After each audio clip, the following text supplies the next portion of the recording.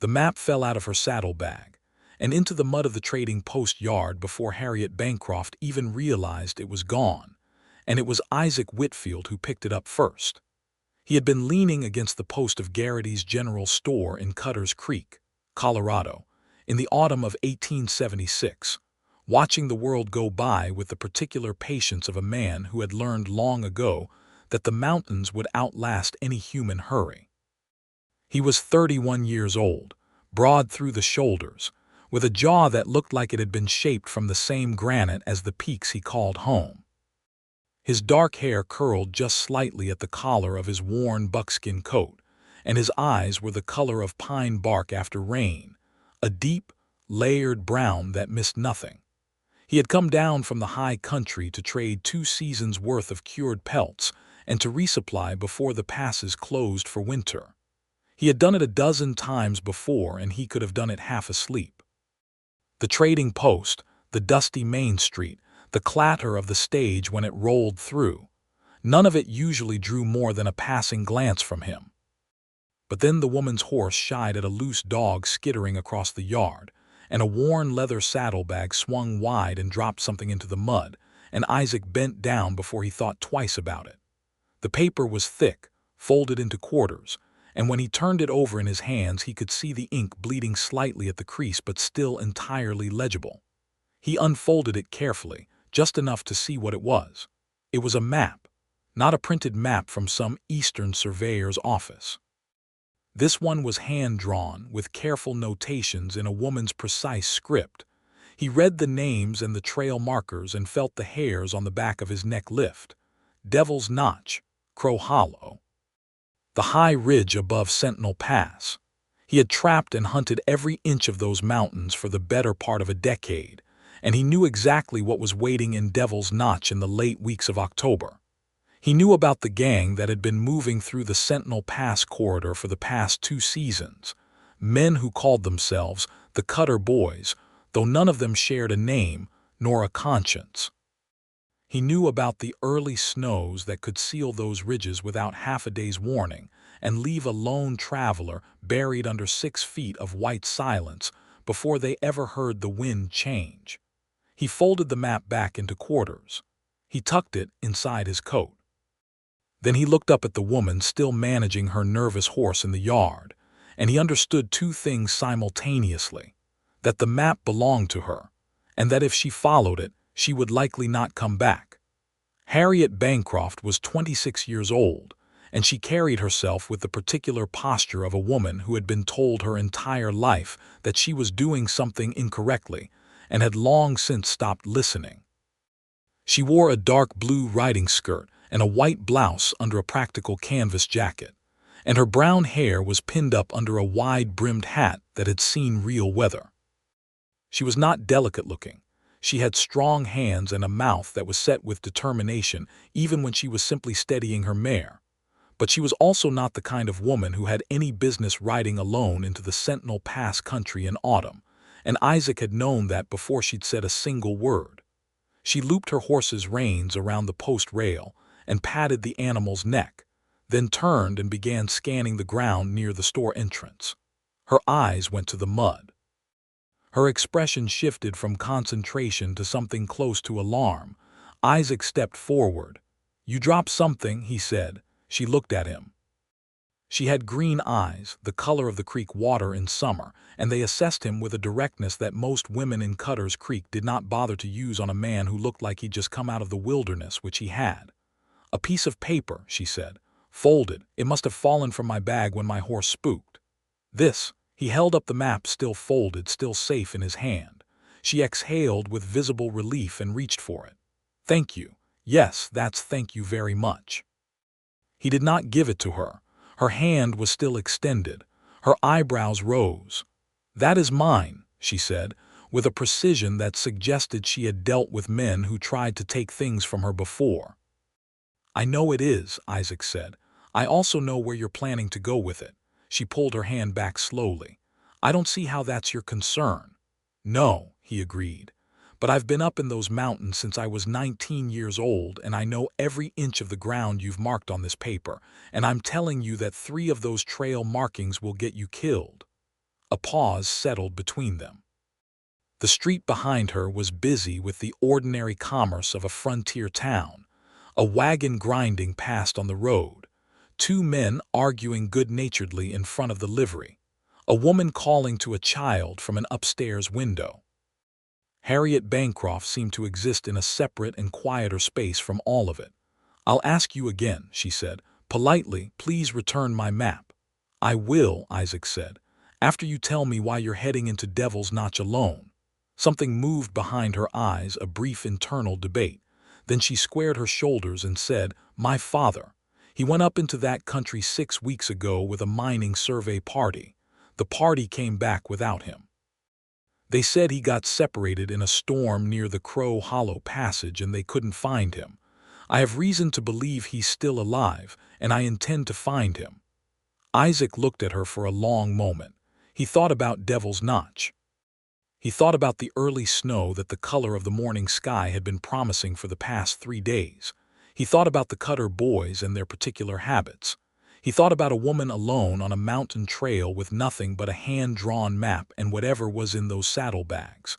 Then he unfolded the map, smoothed it against his palm, studied it for 5 seconds longer than he needed to, and folded it back up again. He tucked it into his interior coat pocket. "What are you doing?" she said, and the politeness had evaporated somewhat. "I'm leading the way myself," he said. "We'll get the map back when we're standing at the spot you marked as your starting point, and not before, because if I give it to you now you'll ride out before I've had time to get my horse properly loaded." Harriet Bancroft stared at him. "You don't even know me." "No," he said, "but I know those mountains, and right now that matters more." He extended his free hand. "Isaac Whitfield, I trap and hunt the Sentinel Range.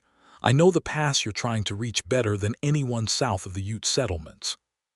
She looked at his hand. Then she shook it briefly and firmly. "Harriet Bancroft, my father is Thomas Bancroft. He was the lead surveyor on the Hanley Mining Company expedition." "I know Hanley's operation," Isaac said. "Come inside. I need to finish my supply trade and you need provisions if we're going up there, and then I'll tell you what I know about the country you're riding into." She followed him into the store, and he was aware of the particular way she moved, careful, deliberate, taking note of everything around her, and he thought that she was not actually a foolish woman. She was brave and she was determined, and she had done her preparation well enough. The map itself was evidence of real research. The trail markers were mostly accurate. She had just not known the things she couldn't have known without living it. Inside the store, old Ben Garrity looked up from his ledger with the cheerful nosiness of a man who had been the hub of local gossip for 30 years. "Isaac, early this year for your fall trade, and you've brought company." He peered at Harriet over his spectacles. "Harriet Bancroft," she said, not waiting to be introduced. "I need to know what provisions you have for cold weather travel. I'll be going up towards Sentinel Pass." Ben Garrity opened his mouth. Isaac said, "She knows the country is rough. Just tell her what you've got." The old man shrugged and began tallying, and while Harriet examined hardtack and dried venison and the quality of the available blankets with the seriousness of a military quartermaster, Isaac finished settling his pelt trade and thought about everything she had told him. Thomas Bancroft.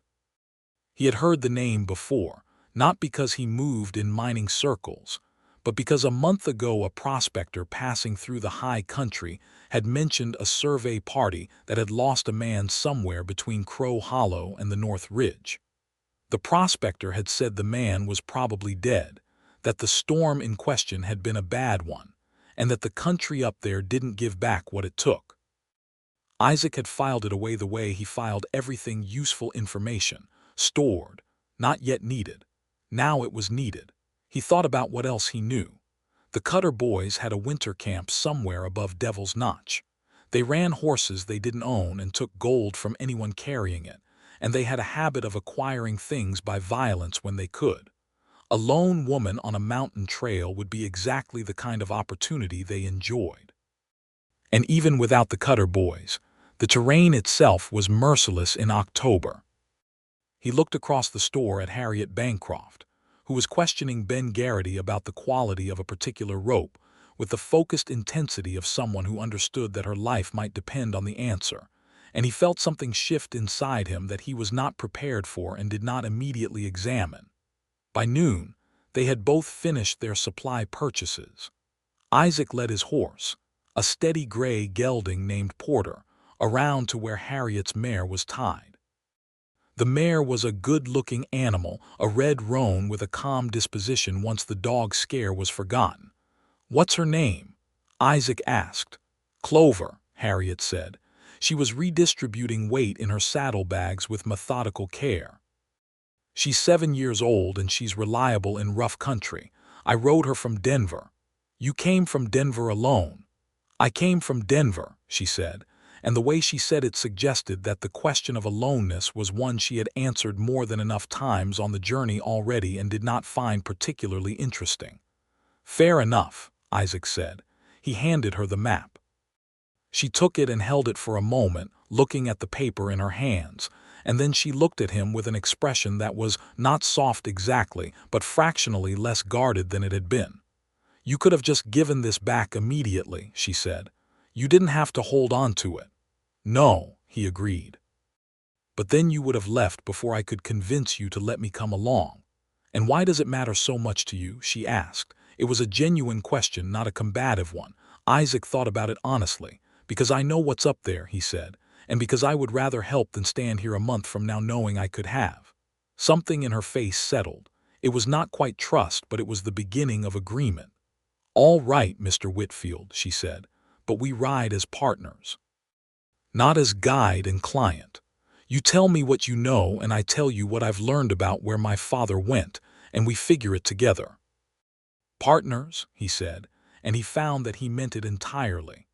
They rode out of Cutter's Creek in the early afternoon of October the 7th, 1876, heading north and west into the mountains.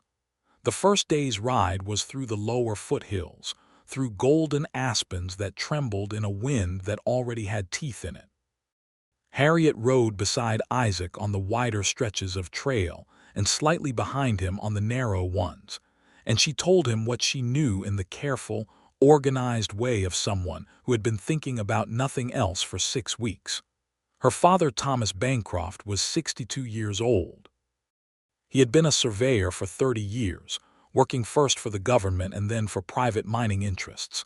He was experienced in mountain terrain, not as experienced as a trapper or a mountain man, but he was not a greenhorn either. He had a compass, a bedroll, and enough wilderness sense to build a shelter. She believed he had survived the storm and had been unable to make his way back down because of injury or because the terrain had disoriented him. "The survey party's account didn't satisfy me," she said.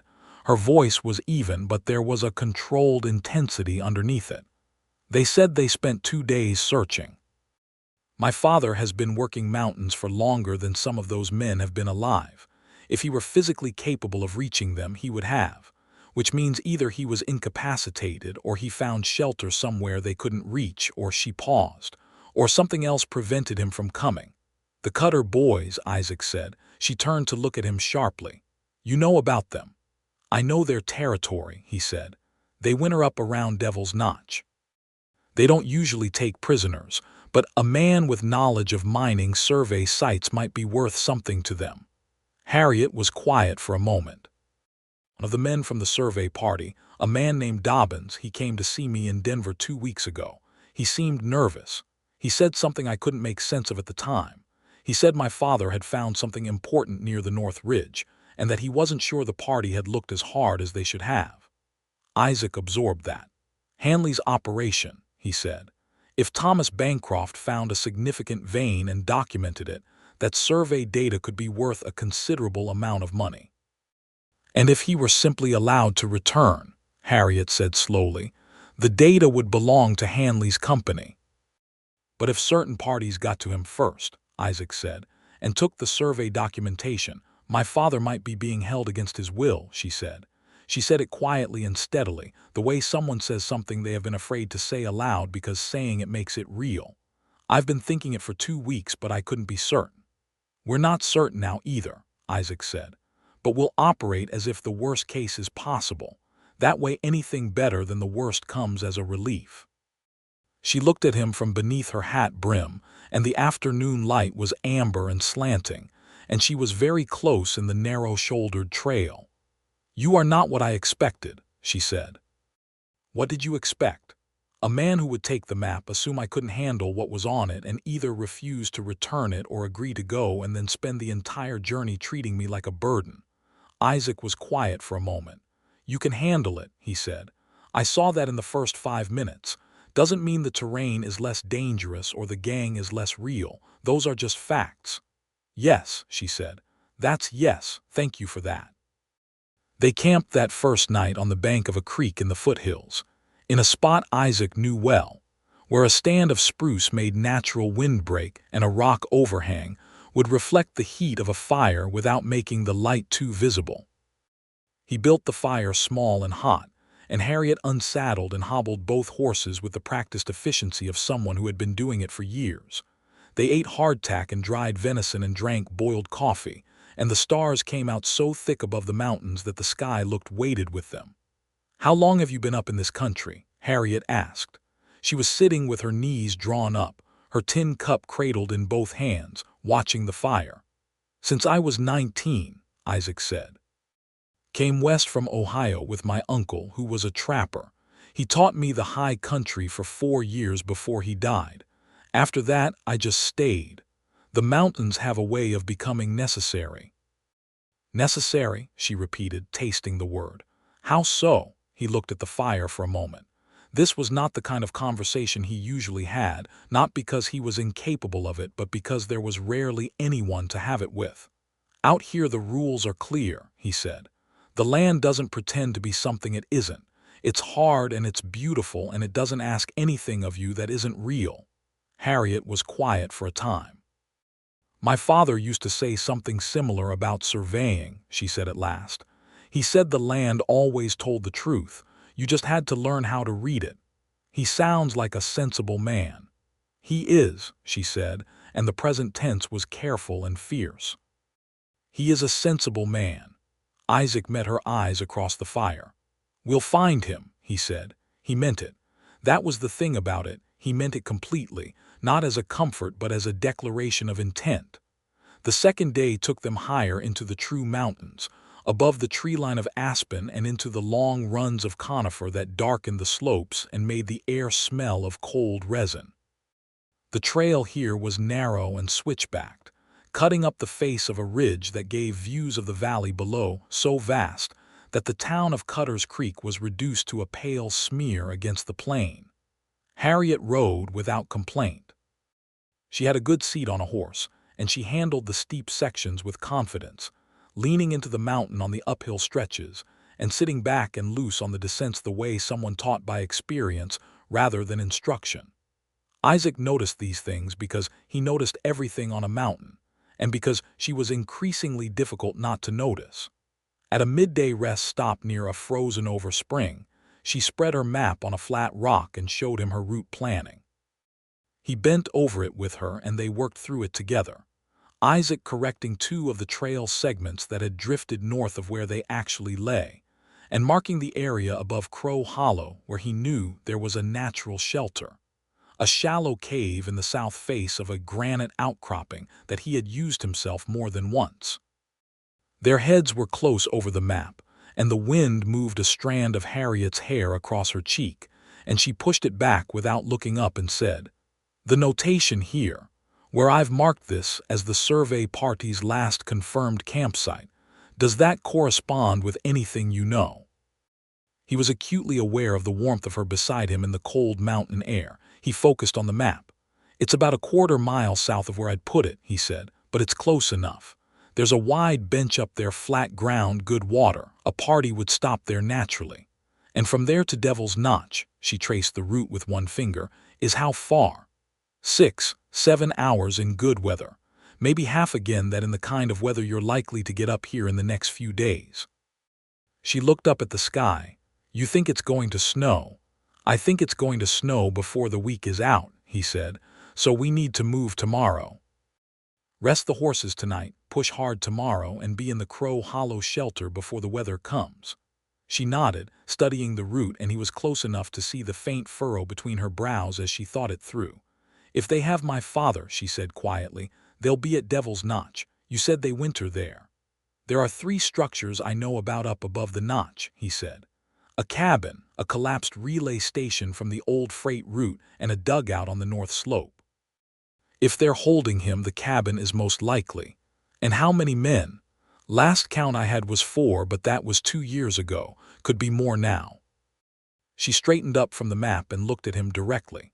"I need you to understand something," she said.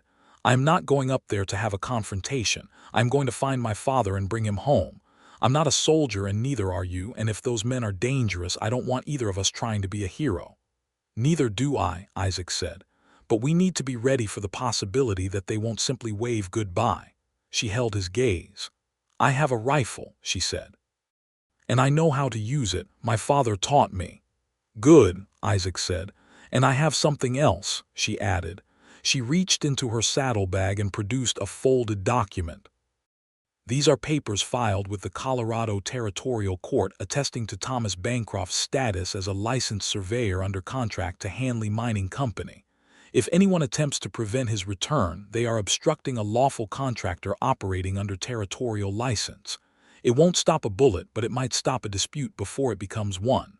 Isaac looked at the document and then at her. "You came prepared." "I've been preparing for 6 weeks," she said simply. They rode on. The afternoon grew colder, and the trail entered a long passage through timber that muffled the wind and created a particular kind of silence that Isaac associated with the deep mountain interior.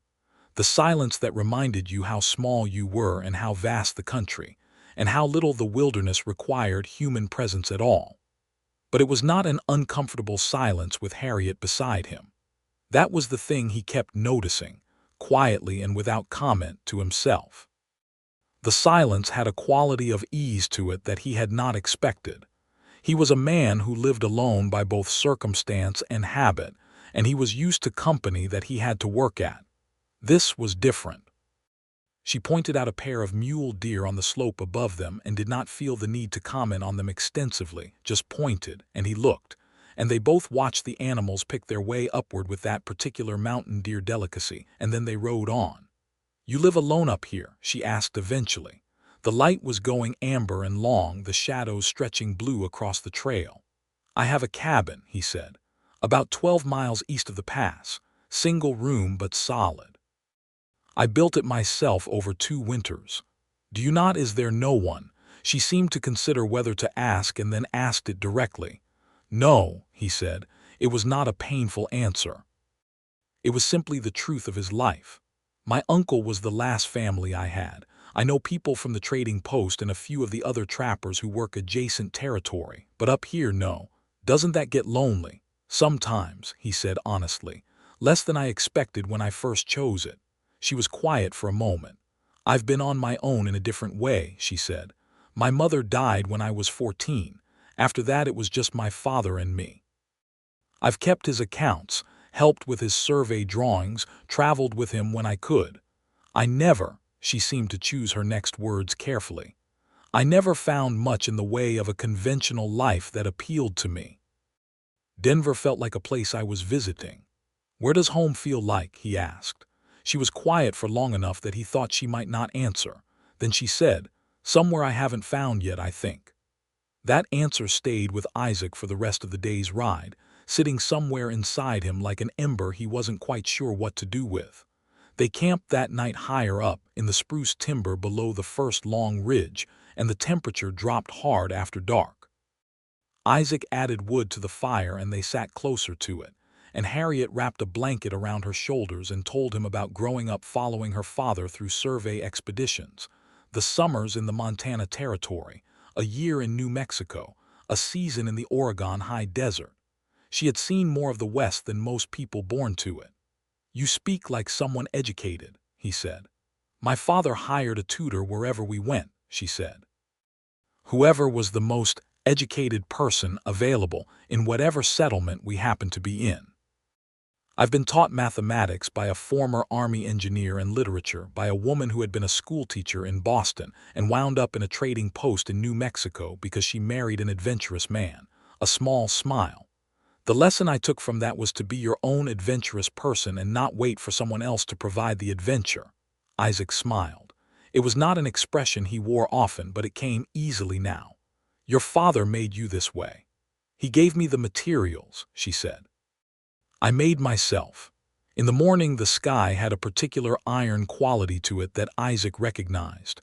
He woke Harriet before full light and said, "We need to move. That snow is coming faster than I thought." She was on her feet and packing before he'd finished the sentence. They rode hard through the morning. The trail climbed steeply into the Crow Hollow Passage, a long granite-walled corridor that narrowed to 20 feet at its tightest, and then opened suddenly onto a wide, high shelf of land where the survey party's campsite was supposed to be. Isaac had been through this passage a dozen times in all seasons, and he kept his eyes on the sky and the light and the pressure in the air that he had learned to read the way most men read a newspaper.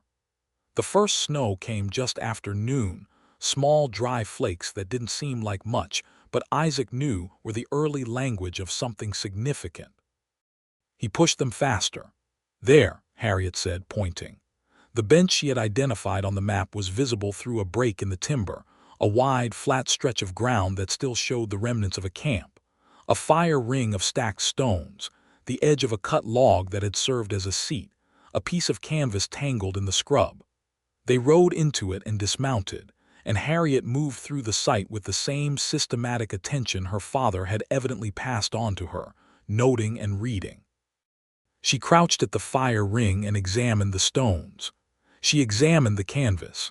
She found, under the cut log, a small leather notebook that the survey party had apparently left behind.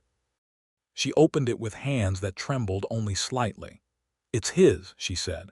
Her voice was even, but her eyes were bright with something controlled and fierce. "His handwriting. These are survey notes." She turned pages. "The last entry is dated September 14th. He writes about a significant quartz formation on the north ridge above Sentinel Pass. He calls it an exceptional find, says the documentation needs to be completed before they move camp." She looked up. "This is why they took him." Isaac moved to stand beside her and read over her shoulder.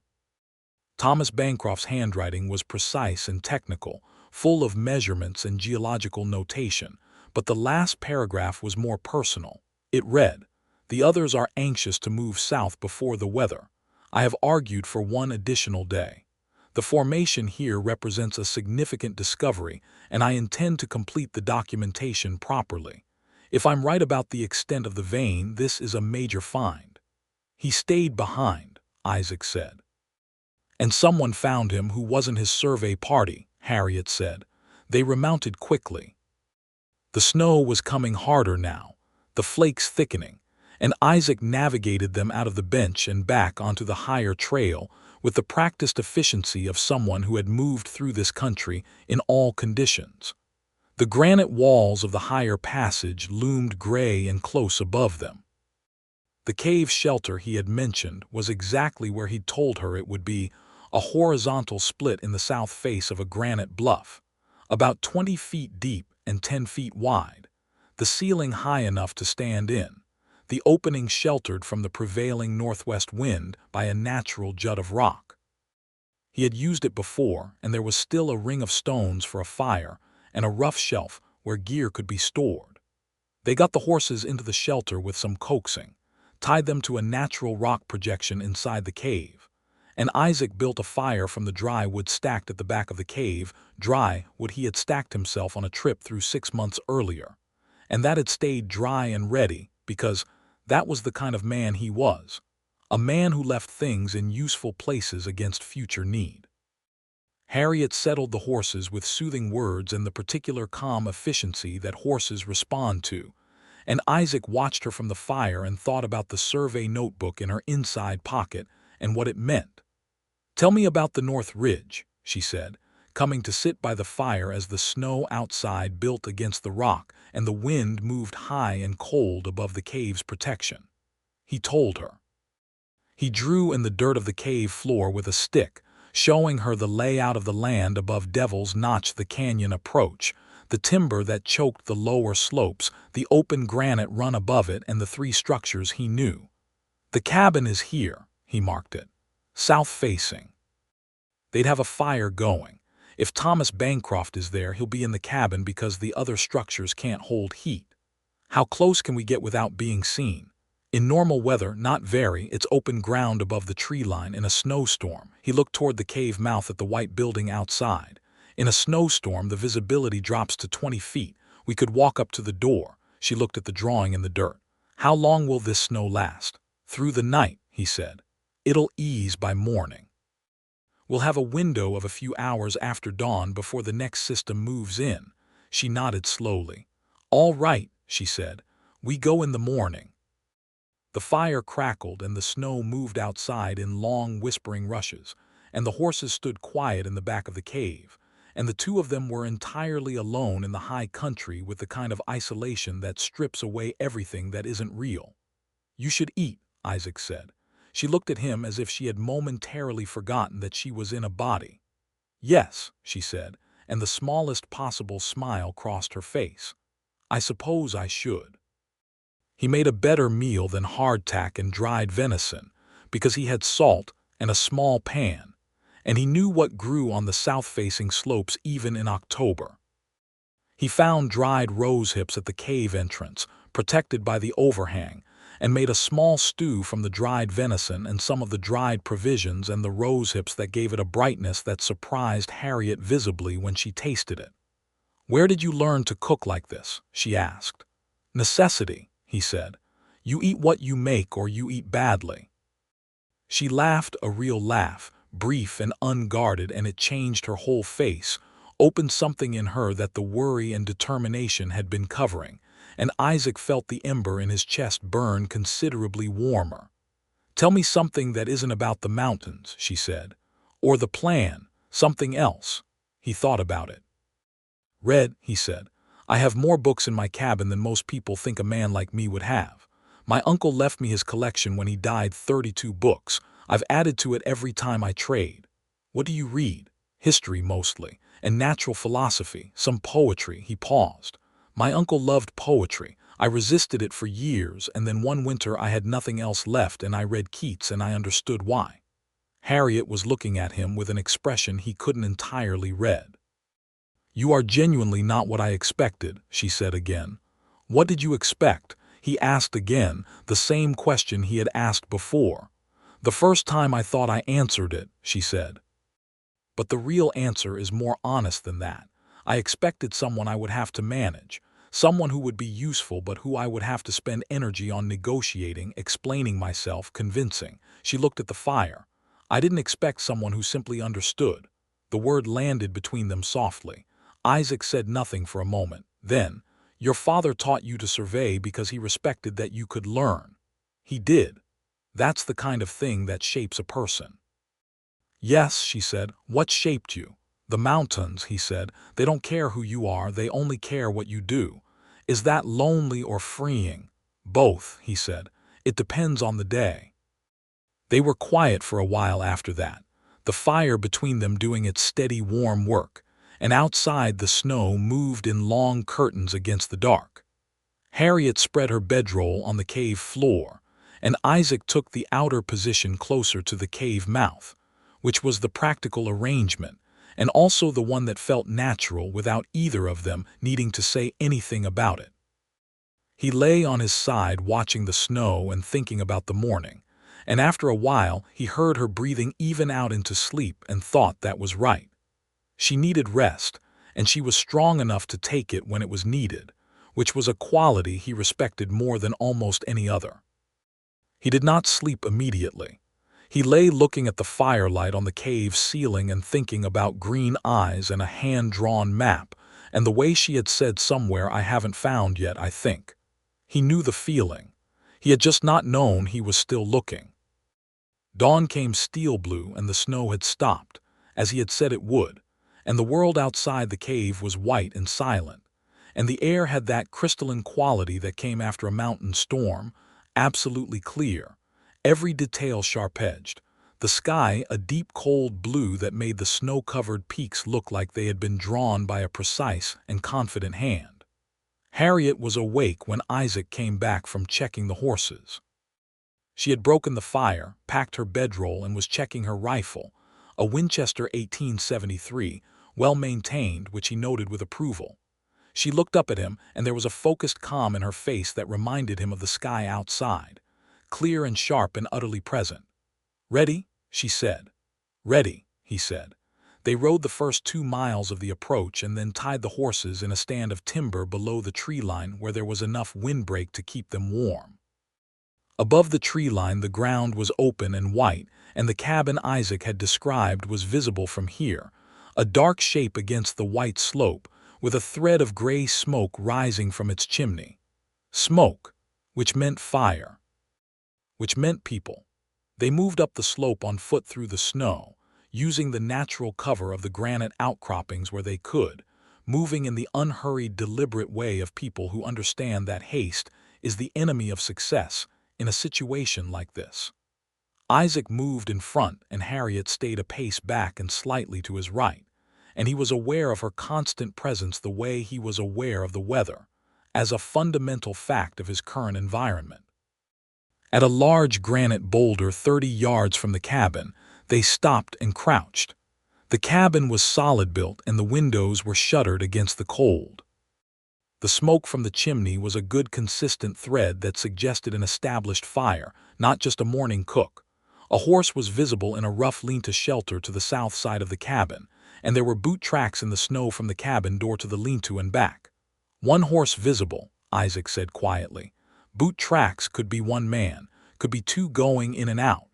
Harriet was studying the cabin with an intensity that could have worn through stone. "The shutter on the west window," she said. He looked. One of the shutters on the west-facing window had been propped open a crack from the inside, the kind of gap someone creates not for ventilation, but to see out. "Someone's watching that direction," she said. "Or signaling," Isaac said. "Someone inside who knows others might come." They looked at each other. "My father," she said. It was not a question. "Could be," he said. "Or it could be a man keeping watch for the approach of trouble." "If it's my father," she said slowly, "and he knows someone might come from the south, he would open that shutter toward the southern approach." "The boulder we're behind is directly south of that window," Isaac said.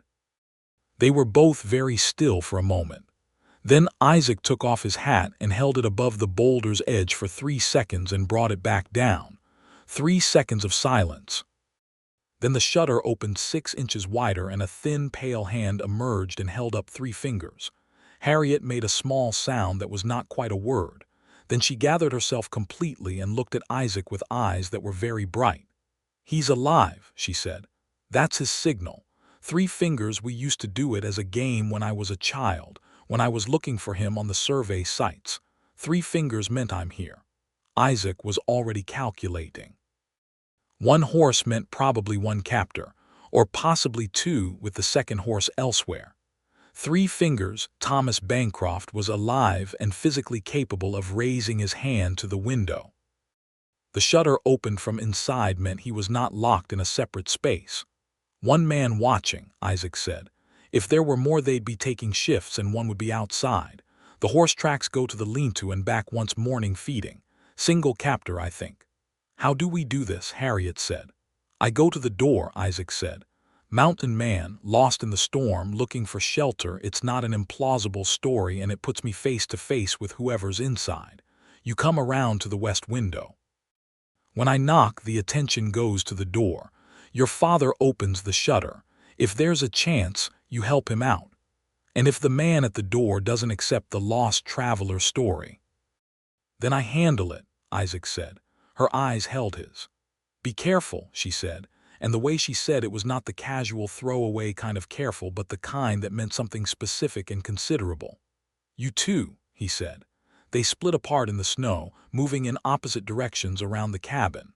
Isaac circled wide and came at the door from a direct upslope approach, moving openly and with the slightly awkward, cold-stiffened gait of a man who has been traveling in the snow. He knocked on the door with 3 heavy knocks and waited, a long pause. Then a voice from inside, rough and suspicious. "Who's there?" "Trapper," Isaac said. "Got turned around in the storm last night. I've been walking since dawn. I could use a fire." Another long pause. He heard movement inside. He kept his hands visible and relaxed and his face neutral. The door opened 3 inches and a man looked out at him. He was in his late 30s, heavyset, with a dark beard and the particular flat eyes of someone who had made a habit of considering other people as obstacles rather than humans. He was holding a revolver at his side with the casual readiness of someone who kept it there as automatically as he kept his hand on his hand. "Alone," the man said. "Alone," Isaac said, with the easy directness of someone who has nothing to hide. The man looked past Isaac into the snow. The approach was clear in both directions. He opened the door wider. Isaac stepped inside. In the same moment he heard the west window open fully. The cabin interior was single-roomed. A table, 2 bunks on the far wall, the fire burning well in a stone hearth. Sitting on the floor near the hearth with his wrists tied behind him was an older man with a weathered, intelligent face and silver hair, and a great bruise across his cheekbone but alert eyes. Eyes that were unmistakably Harriet's eyes in an older face. Eyes that tracked everything in the room with the same systematic attention. Thomas Bancroft.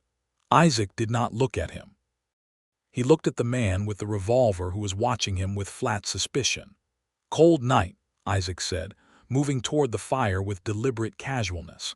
The man's eyes had shifted to the west window, which had just let in a draft. "Hey," he started.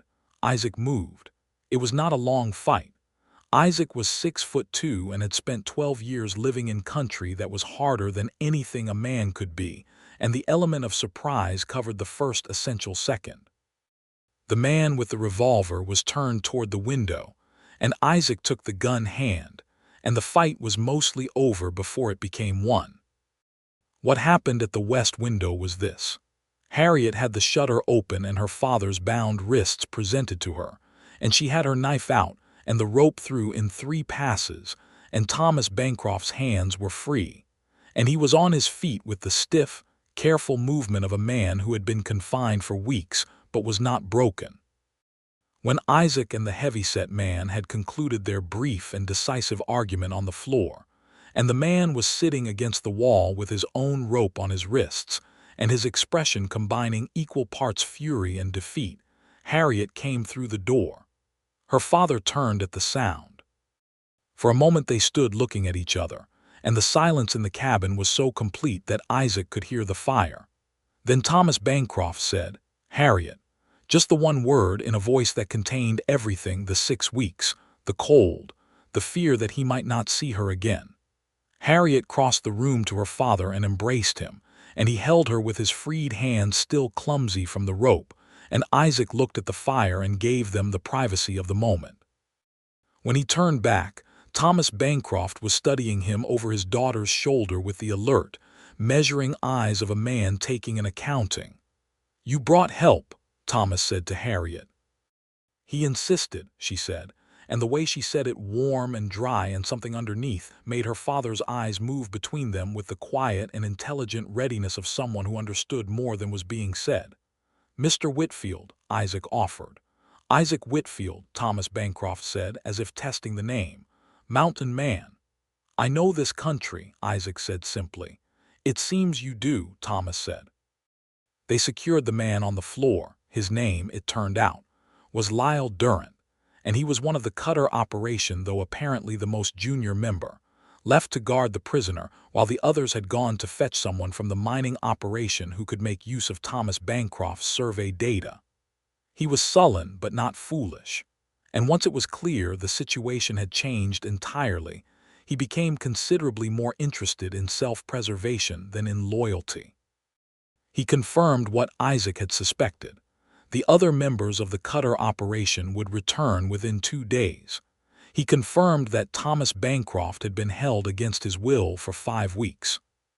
He confirmed that the intent had been to extract the survey documentation, and then he did not finish the sentence and no one pressed him, because the survey notebook was safe in Harriet's pocket, and Thomas Bancroft was standing with his daughter's arm through his, and what had been intended was now irrelevant.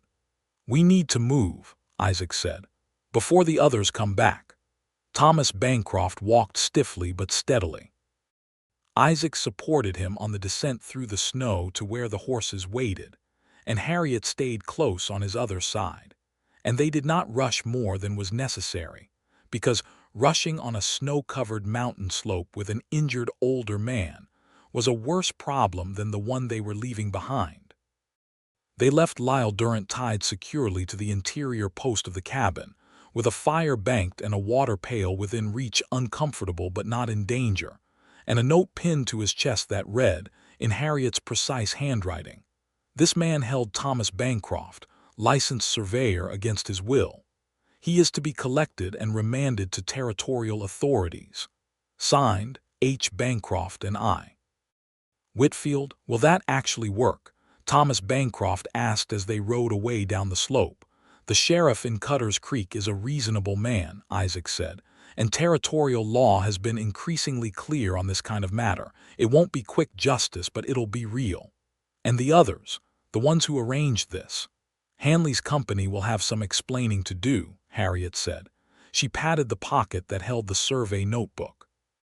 "Especially when this documentation makes clear what was found on the North Ridge and what measures were taken to control that information." Thomas looked at his daughter for a moment. "You worked all of this out." "Isaac helped," she said. "I provided geography," Isaac said. "She provided everything else." Thomas Bancroft made a quiet sound that might have been a laugh or might have been something more complicated, and he looked at Isaac with eyes that were assessing and warm and said nothing more on the subject just then. They made the cave shelter before the second snowstorm arrived, which it did with considerable seriousness, just as they were getting the horses into the interior. The three of them and the two horses filled the cave considerably more than Harriet and Isaac alone had, and it was warmer for it, and Isaac made the stew again. He found more rose hips at the cave entrance, and Thomas Bancroft ate 3 portions of it with the single-minded focus of a man who had been on inadequate rations for 5 weeks. Afterward, Thomas sat with his back against the cave wall near the fire, warm and fed, and something in him had let down, the vigilance that had been keeping him upright through weeks of captivity. He was tired in the deep way that the body shows when the emergency has passed and the accumulated cost presents itself. He looked at Isaac across the fire. "You came up here for her sake," he said. "It was not an accusation." "I came up because I know this country," Isaac said, "and because she was going to come with or without me." "She was," Thomas agreed with a mixture of resignation and pride. "She always has been that way." "It's not a flaw," Isaac said. Thomas looked at him steadily. "No," he said, "it's not." A pause. "Where do you go after we get back to Cutter's Creek?" Isaac considered. He had been considering it, in fact, in the way you consider something you're not yet ready to say aloud. "My cabin is 12 miles east of the pass," he said. "I'll resupply and likely stay through winter. And in the spring." It was a specific question, asked with a nonspecific tone, and Isaac understood exactly what was underneath it. He looked across the cave at Harriet, who was reorganizing her pack with her back to them but who was also very clearly listening. "I haven't thought much about spring," Isaac said. "Perhaps you might," Thomas said simply, and closed his eyes and was asleep within 3 minutes. Harriet set down her pack and came to sit on the other side of the fire, facing Isaac. The firelight was warm between them and the snow moved outside and the horses breathed steadily at the back of the cave. "My father is not subtle," she said. "He loves you," Isaac said. "He does." She looked at the fire for a moment. "He also knows me very well. He can see when She stopped. Isaac waited. "When I'm paying attention to someone," she finished. The fire crackled. Outside, the snow ran past the cave mouth in long white threads. "Are you?" Isaac said. She looked at him directly, those green eyes firelit. "Yes," she said, "I am." He said nothing for a moment because the moment was large enough to require space. "Then, I am too," he said. The simplicity of it, the plainness of it, seemed to suit them both. There was no performance in it, no elaborate maneuvering, Just two people in a cave on a mountain in a snowstorm, telling each other the truth. I don't know what that means yet, Harriet said. Given that you live 12 miles east of a mountain pass and I live in Denver and we have known each other for 3 days. 4 days, Isaac said.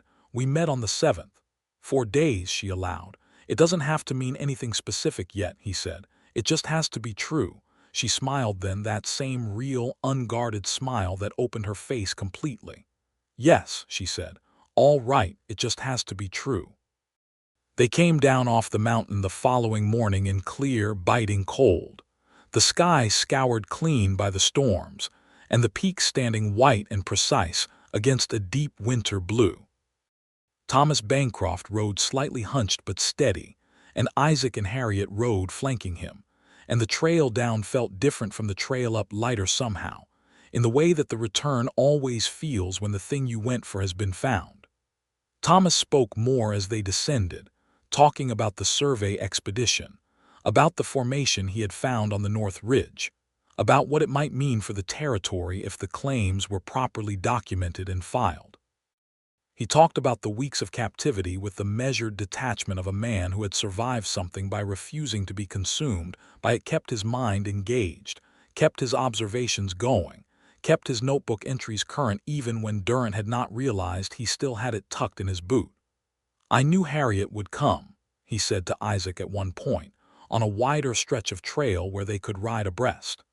It was the only certain thing. I just needed to stay functional until she did. She came prepared, Isaac said. She always does. Thomas glanced at his daughter, who was slightly ahead examining the trail. She's been organizing my expedition since she was 16. Keeps better accounts than any surveying office secretary I've hired.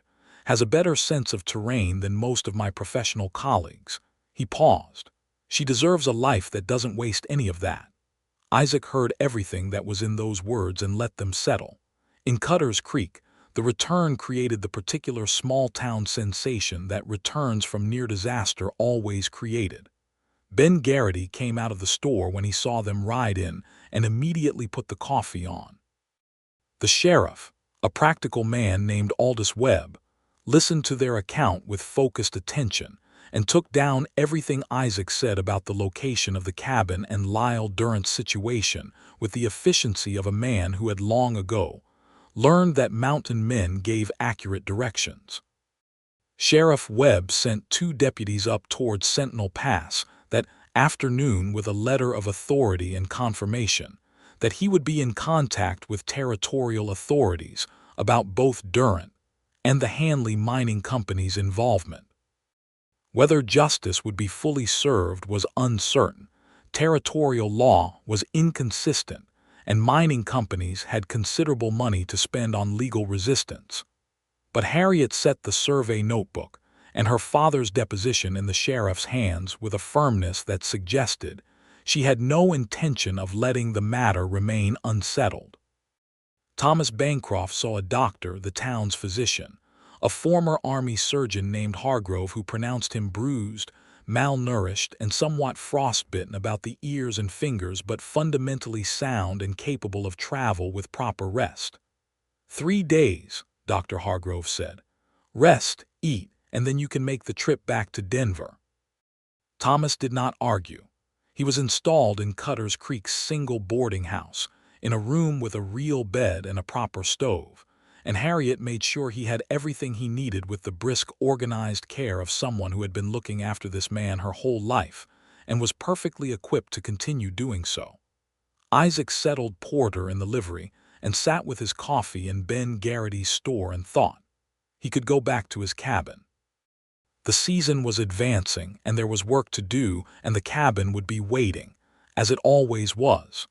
The mountains would not miss him while he'd been away, and they would not particularly celebrate his return. He had a winter's worth of provisions to organize and firewood that needed splitting, and the cabin's south roof had a section that wanted tending before the heavy snows arrived. He sat with the coffee and did not move. On the second evening after their return, Isaac found Harriet sitting on the steps of the boarding house in the cold twilight, her coat wrapped around her, looking at the mountains. The peaks were deep rose and gold in the last of the sun, the snow on them flushing warm and then cooling to blue as the light changed. He sat down beside her. She did not look surprised to see him. She moved slightly to make room. "He's sleeping," she said, meaning her father. Properly for the first time. He was holding it off until he felt safe. He told me that's what he did, refuse to fully sleep so he'd stay alert. 5 weeks of that. He's a strong man, Isaac said. Yes, she watched the mountains. I have to take him back to Denver. He needs more than Dr. Hargrove can provide, and there's the matter of the Hanley Company to deal with legally. We'll need lawyers. A pause. And then I suppose I don't know what comes after. Isaac looked at the mountains. He knew them completely, every ridge and canyon and stream. He had known them for 12 years. They had been sufficient. "Come back," he said. Harriet turned to look at him. "When your father is settled and the legal matter is in motion," he said. "Come back." He met her eyes. "I'll be here."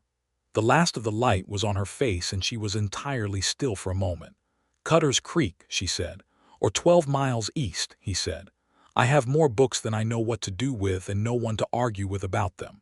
The views in spring are something worth seeing, and I know the country better than anyone south of the Ute settlements." She was quiet for a long moment, and he let the quiet be what it was. "Isaac," she said. "Yes. If I come back," she said, "I won't be coming back to stay for a season." He looked at her steadily. "I know that," he said. "I'm not a woman who does things partially," she said. "I know that too," he said. "I'm not a man who says things he doesn't mean." The mountains went blue in the failing light, and the first stars came out above the peaks, cold and very bright. And Harriet Bancroft sat on the steps of a boarding house in a frontier town and considered a man who had taken her map to keep her safe and then led the way himself. And her expression was the expression of someone who has found something that they had not been entirely sure was findable. "Then I'll come back," she said. He nodded once.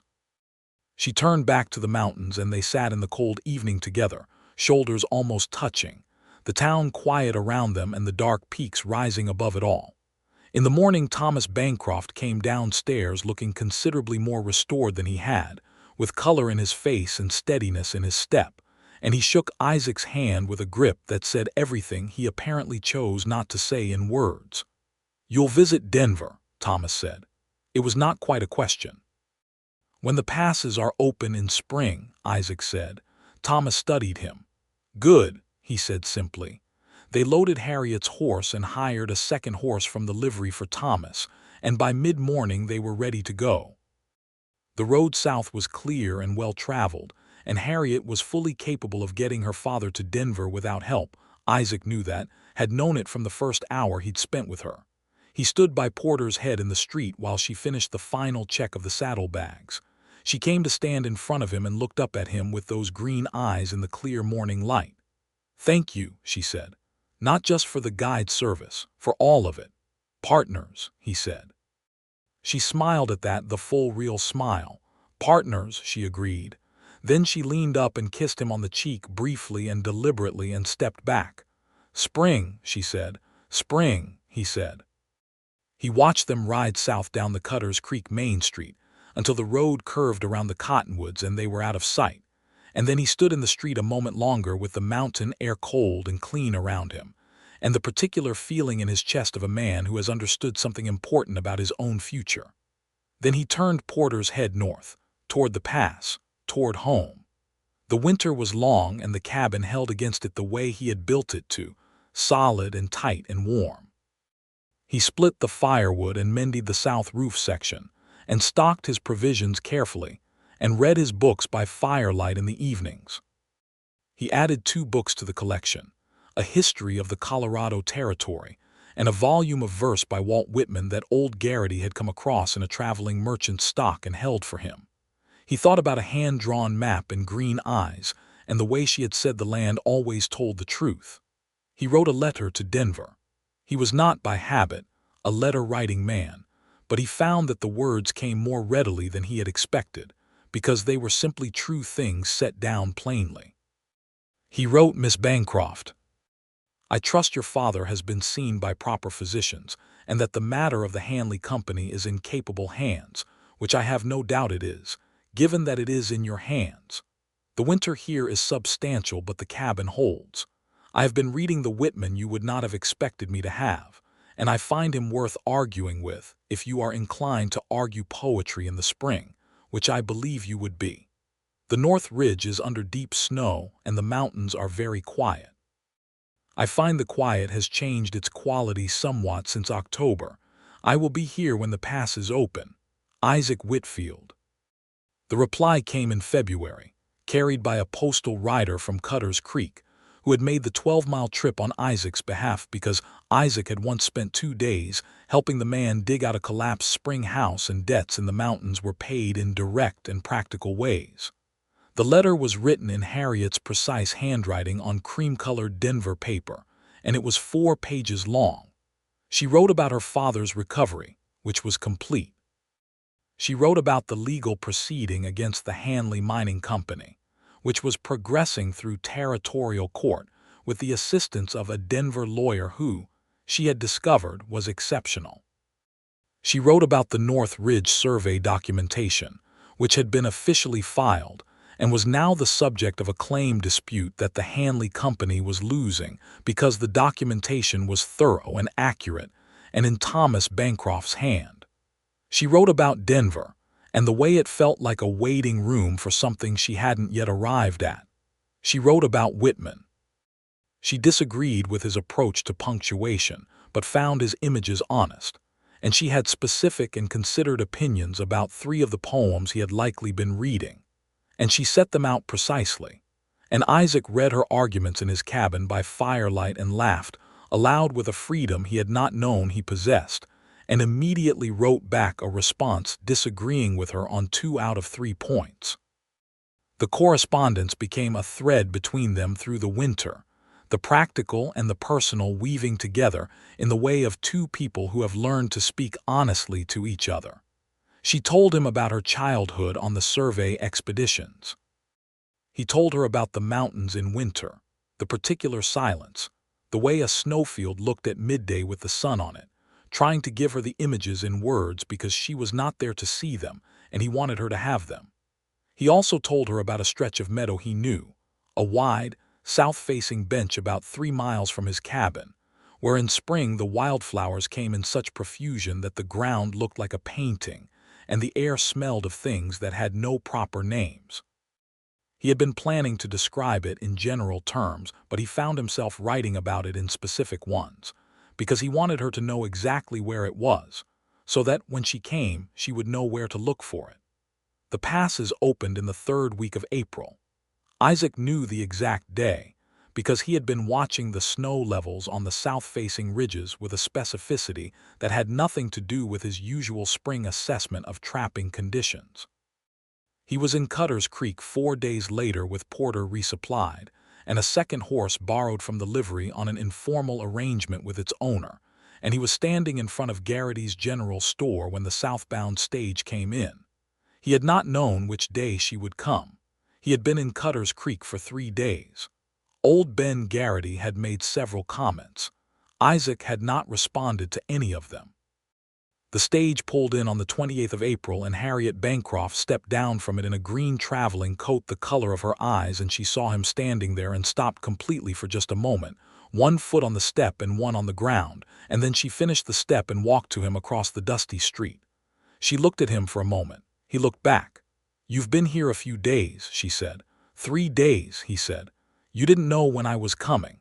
"No," he said. She tilted her head slightly. "You waited." "Yes," he said. She looked at him with those green eyes in the spring light, and the mountains were behind him, green and new from the April thaw, and the town was noisy around them with the ordinary business of spring on the frontier, and neither of them paid any attention to any of it.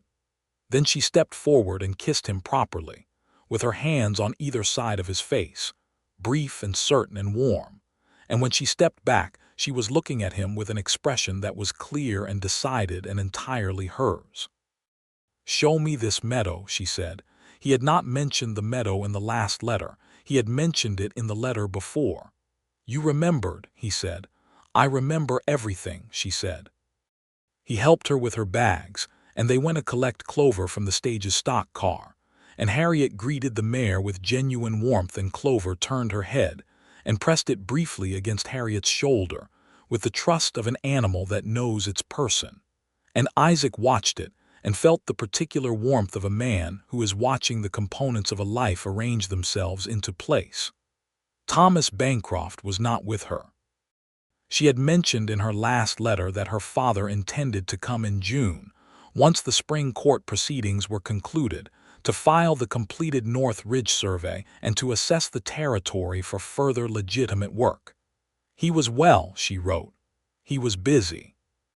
He was, she added without further comment, looking forward to seeing Isaac again. They left Cutter's Creek in the late morning of the 28th of April, riding north toward the pass, and the mountains were transformed from the October landscape they had ridden through, the snow retreating to the high peaks, the lower slopes running green and new, the aspens in early leaf, gold green and trembling, the streams full and loud with snowmelt. "It's different," Harriet said, looking at the country with the alert attention she gave everything.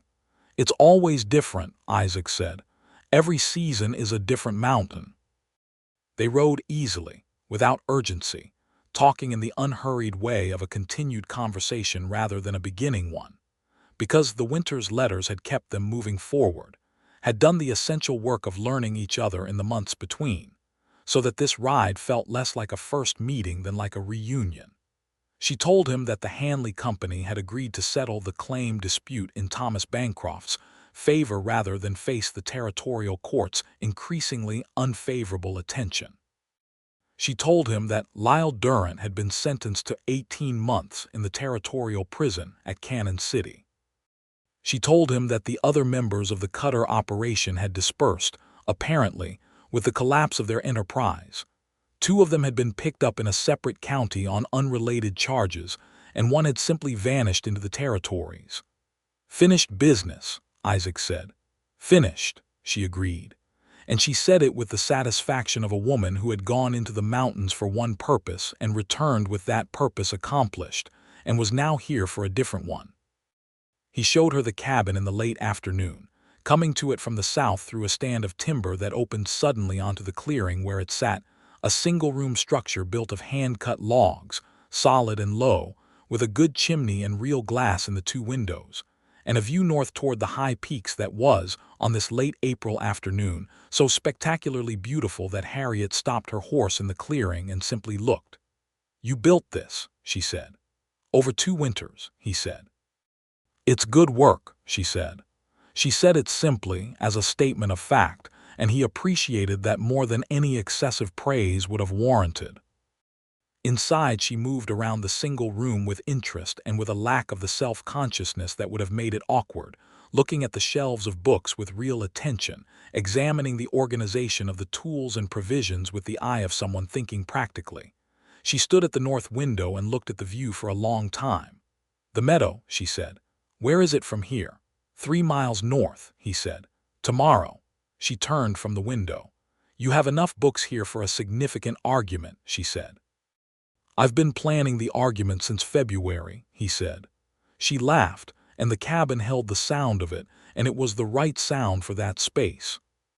He made a proper dinner. He had laid in provisions for 2, which he had also not mentioned in the letters. And they sat at the table by the fire and ate, and talked the way they had been talking since October, which was to say with the ease and depth of 2 people who have found in each other a particular quality of attention that they had not reliably found anywhere else. She stayed for 3 weeks. During those 3 weeks, she rode every trail within range of the cabin with him, learning the country with the same systematic observation her father had passed on to her. She took notes, actual field notes in the margins of a small journal, recording the geography and the flora and the water sources, and the behavior of the land in spring in a way that was half scientific curiosity and half love of the place itself. She argued with him about Whitman for an entire evening, and partially convinced him on the punctuation question, and he introduced her to the history of the Colorado Territory, and she told him things he had not known about the Spanish settlement period, that he found genuinely interesting and told her so. They walked to the meadow on the second day in warm spring light, and she stood in the middle of the wildflowers and turned around slowly, looking at the peaks and the sky and the riot of color at her feet, and said, "You tried to describe this in the letter." A pause. "You did a good job, but it's better. It's always better in person," he said. She was looking at him and not the meadow now. "Yes," she said, "it is." He kissed her properly for the first time in the meadow on the second day, standing in the wildflowers with the mountains above them and the creek sound below, and she kissed him back with the same directness and wholeness she brought to everything, and the mountains were not different about it. They were exactly what they always were, vast and patient and indifferent to human feeling. But Isaac was different. Everything was different. Thomas Bancroft arrived in June, as promised, riding up the trail to the cabin on a fine spring afternoon with better color in his face than Isaac had ever seen in him, and a brightness in his eyes that suggested a man restored. He shook Isaac's hand and looked around the cabin and the clearing and the mountains beyond, and said, with the dry understatement of a man who had spent his life reading landscapes, "This is good country." "Yes," Isaac said. Thomas looked at his daughter, who was watching this exchange from the cabin doorway with her arms crossed and a particular expression. He looked back at Isaac. "I imagine you've been thinking about what comes next," he said. "I have," Isaac said. And Isaac looked at Harriet. She was watching him with those clear green eyes, and she was not nervous exactly. She was not a woman who did nervousness by habit, but she was very present and very still. "I'd like to ask your daughter to marry me," Isaac said. He said it to Thomas, but he said it for Harriet, looking at her as he said it. "If she'll have me." Thomas was quiet for just a moment. Then he said, "I believe that's a question for her." Isaac turned to Harriet fully. She uncrossed her arms. She walked across the clearing to him in the June sunlight, the mountains behind her and the cabin and her father in the doorway and the whole of the wild country stretching in every direction. "I will," she said. He took her hands. Her hands were strong and warm and familiar now, the hands of someone who worked and thought and made things. "I mean to stay," she said, looking at him with complete directness. "You should know that fully. I don't intend to divide myself between here and Denver. I intend to be here. This is," she looked around at the mountains, the meadow visible at the north end of the clearing, the cabin, the peaks. "This is somewhere I've found," she said. He understood every word of that and what it cost to say it and what it meant. "Then stay," he said. Thomas Bancroft watched them from the doorway and said nothing. And the expression on his face was the expression of a man who has had a great deal to worry about for a long time and has been entirely relieved. They were married in September of 1877 in Cutter's Creek, in the small Methodist church that served the town, with Thomas Bancroft giving the bride away and Ben Garrity filling the role of witness with enormous personal satisfaction, and Sheriff Aldous Webb attending in his best hat. It was not an elaborate ceremony because neither Harriet nor Isaac was an elaborate person, but it was a real one, said with the directness and weight of people who mean what they say. Harriet wore a blue dress the color of mountain gentian, and Isaac wore a suit that had been pressed carefully, and a jacket that smelled faintly of pine. And when the ceremony was done, they rode back to the cabin together through the fall mountains, which were turning gold and red and the color of flame, and Isaac thought he had never seen the country more beautiful, and then looked at his wife and revised the thought. Thomas Bancroft returned to Denver for the winter with a lighter step than he had left Colorado the previous autumn, and a standing invitation to return in spring, which he used, because Thomas Bancroft was a man who understood where the real things in his life were. The following years shaped themselves into a life with the natural rightness of things that belong together. Harriet learned the high country with the same systematic depth she brought to everything. Within 2 seasons, she could read weather as well as any trapper in the Sentinel Range, and she developed a reputation among the few people who came through for knowing the North Country as well as Isaac did, which was true. She kept excellent records of the terrain and the wildlife and the geology, some of which she sent to a natural history society in Denver that began corresponding with her with increasing enthusiasm about a proper scientific documentation of the Colorado high country. She also, in the second year of their marriage, worked with Isaac to expand the cabin. They added a proper second room. They built it together, which was the kind of project that either destroys a marriage or strengthens it considerably, and theirs was strengthened, because they worked well together in exactly the same way they had done everything since the first afternoon in Cutter's Creek, with directness and respect, and the steady pleasure of two people who genuinely like each other's company. Isaac continued his trapping and hunting through the seasons, but increasingly he found other uses for his knowledge of the country, guiding summer expeditions for the growing number of scientific and geographic parties that came through the territory, which paid better than pelts and which he could select for their legitimacy and purpose. Harriet managed the accounts for these operations and occasionally participated as a field naturalist, which the Eastern scientific societies found unusual and interesting, and eventually entirely acceptable given the quality of her observations. Thomas Bancroft completed his work on the North Ridge Survey, filed his claim properly, and negotiated a licensed operation with a mining company considerably more reputable than Hanley, one that agreed to his terms regarding employee safety and environmental practice, which he insisted on and which were, by 1879, considered remarkably progressive. He visited the cabin in every spring and sometimes in summer, and he and Isaac developed the friendship of men who respect each other and share a common love. In the spring of 1879, their first child was born, a boy, delivered with the assistance of a midwife who made the 12-mile trip from Cutter's Creek, and who pronounced both mother and child entirely healthy and the father impressively calm for a man who had been outside the cabin door for 8 hours. They named him Thomas, for Harriet's father, and then debated a middle name for a long and enjoyable evening. They settled on John, for Isaac's uncle, the trapper who had taught him the mountains. Thomas John Whitfield was a wide-awake, interested child from the first days, which was exactly what both his parents would have expected, and which delighted them both in a way that surprised neither of them because they were not, as a general rule, people who were surprised by love. They had simply not been prepared for the specific and overwhelming quality of this particular variety of it. Thomas Bancroft arrived in June that year and sat with his namesake grandson on the steps of the expanded cabin and said very little, but the expression on his face was the expression of a man who has been given more than he had allowed himself to expect.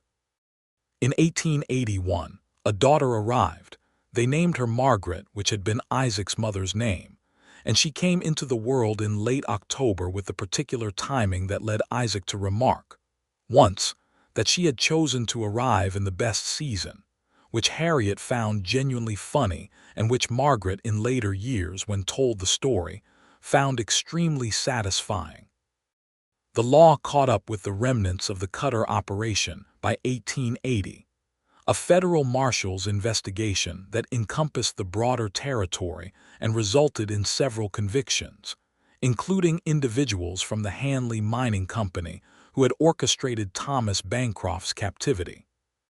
Harriet testified in the territorial proceedings with the organized precision of someone who had been keeping accurate documentation since the day she had arrived in Cutter's Creek, and the case went as the evidence directed it. By 1882, Cutter's Creek had grown considerably with the expansion of the territory, and the 12 miles to the Whitfield cabin was now a known and relatively well-traveled route. Isaac was a figure of some local renown, the mountain man who knew the high country better than anyone, who had guided the first proper scientific documentation of the Sentinel Range, who had helped bring justice to a kidnapping case that had become somewhat legendary in the regional telling. He remained, throughout all of it, essentially himself, a man who read poetry and built things solidly and watched the weather and knew the mountains, and went through his days with the directness and patience he had brought to everything since he was 19 years old. He was just no longer alone in it. On a September evening in 1882, Isaac and Harriet sat on the step of their cabin, the expanded cabin, with its 2 rooms and its proper windows and the north-facing addition where Harriet kept her naturalist's records and her books, now rivaling Isaac's collection in size, and watched the sun go down on the mountains. Young Thomas, who was 3 years old, was asleep inside. Margaret, at 11 months, had been somewhat more resistant to the concept but had eventually yielded. Thomas Bancroft was visiting, as he did every autumn now, and he was inside by the fire with a letter from the Natural History Society that he was reading with great attention. The peaks caught the last light and turned from gold to rose to that deep, luminous blue that happened in the high mountains just before dark, and the aspens below the tree line were turning, gold in the fading light, and the creek sang its consistent note below the clearing. "September again," Harriet said. "6 years this month," Isaac said. She leaned against his shoulder. He had his arm around her, the way they had learned to sit, fitted together with the ease of long habit. "I think about October sometimes," she said. "The cave, the fire, the horses breathing at the back." "The rosehip stew," he said. She laughed, soft and warm. "Yes, that too. You were so determined," he said. "I gave you the map back and I thought, she's going to ride out before I can get my horse loaded." "I thought about it," she admitted, "but you said you knew those mountains better than anyone south of the Ute settlements." "True then and true now," he said.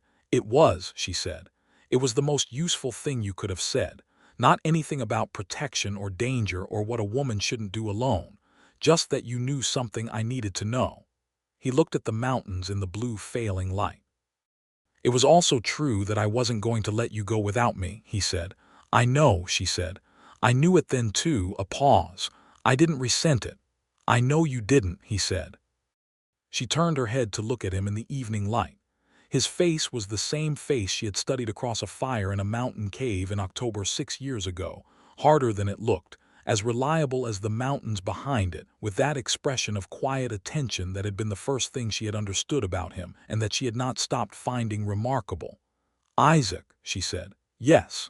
"I found it," she said. He looked at her. "What I said that first evening on the trail. That home felt like somewhere I hadn't found yet."